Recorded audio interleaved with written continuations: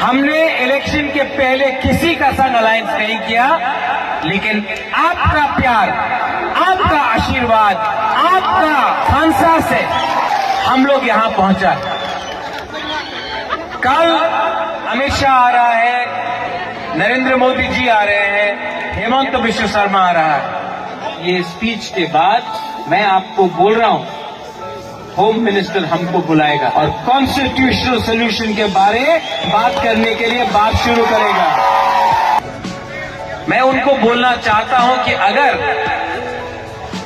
आप हानि बुसा से उनका अधिकार के लिए बात करेगा तो हम लोग दिल खोल के बात करेंगे, लेकिन अगर आप त्रिपुरा में हानि बुसा को छोड़ के राज करना चाहता है, किसको एमएलए बनाना है, किसको मंत्री बनाना है, नहीं होगा।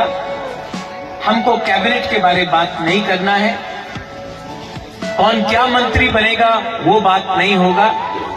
आप हमसे अगर बात करेंगे कॉन्स्टिट्यूशनल सोल्यूशन का, हमारा 14 लाख तिपरासा के बारे में बात कीजिए, मुबाकरा रेडी।